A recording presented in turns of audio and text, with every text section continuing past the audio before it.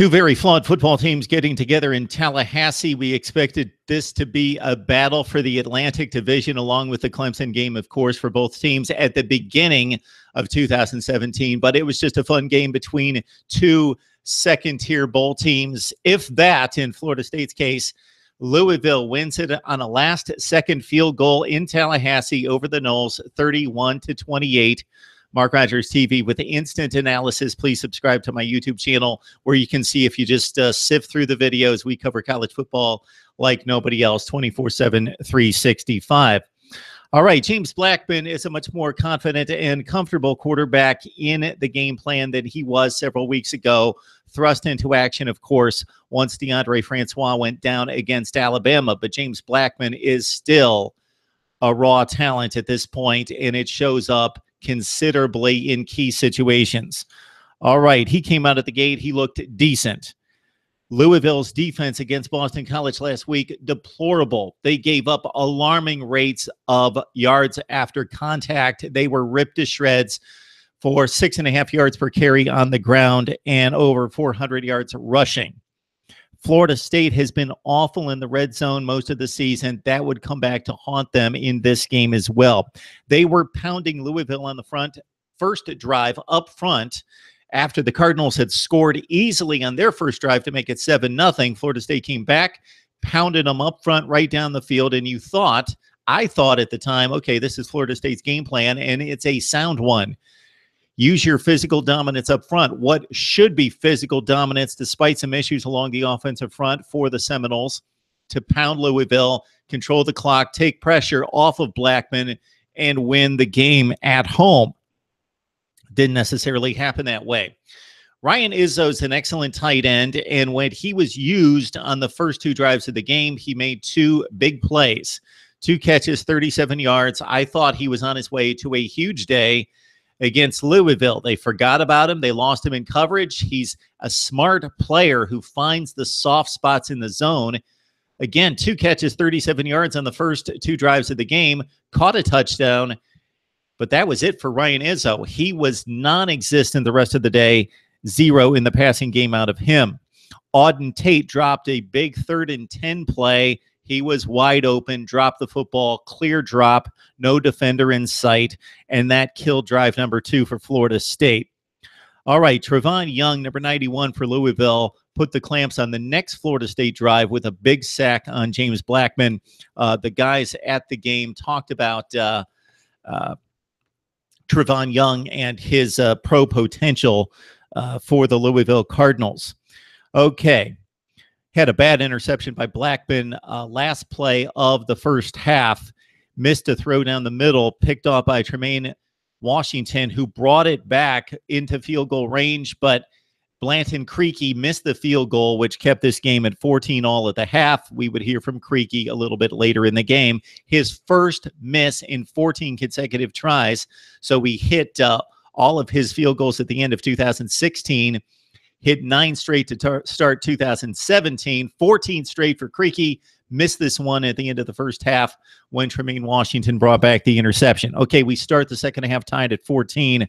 Florida State, they go down the field looking good. Pass-run combination, getting back some mojo up front along the offensive line. Akers and Patrick making nice, substantial runs, not breaking big gainers, but substantial runs. They did finish Florida State with 155 yards rushing, 4.1 per carry. So not pounding Louisville like previous teams in Boston College last week, but doing decent along the ground. But Ricky Aguayo, 11 of 12 on field goals. Creaky had made 14 straight. They both miss, so it's still 14-all. Reggie Bonifant has at least provided some muscle in the Louisville run game, where Lamar Jackson has done everything, throwing and running. He accounted for over 500 yards of total offense last week against BC, and that's not an unusual number for him. Louisville needs somebody else to step up. It's been Reggie Bonifant, to a certain extent, the former Louisville starting quarterback. He had 16 carries for 74 yards. He figured prominently in the drive that gave the Cardinals the lead, 21-14. Lamar Jackson, by the way, 178 on the ground, 156 passing on 13 of 21. Great interception by Tremaine Washington. Check out the highlights. He was covering, I believe he was on Murray, Naquan Murray, post pattern down the middle of the field, made a great hands catch over his shoulder, kind of a magician's catch, backhanding the football, returned it all the way to the Florida State 45. Louisville was in great shape. They had a touchdown lead. They took it in from there to make it 28-14. Okay, Naquan Murray almost single-handedly won the game for Florida State. They're down 28-14. He makes the play of the game, or what could have been the plays of the game. Jaquez Patrick, at the end of a long Florida State drive, fumbles going into the end zone. Murray, hustling, aware, attentive to what's going on, follows the play, dives on the football in the end zone, outfights Louisville defenders for it, gets the touchdown, 28-21 ball game. Next drive, Murray outfights Washington. What a tremendous matchup that was. Nooney Murray, Tremaine Washington for Louisville. Great matchup down the sideline on the go route. Murray gave him a juke at the line of scrimmage, tore past him. Washington maintained coverage, and Murray outfought him for the football, tied the game 28 all. Blackman made a nice pass on that one.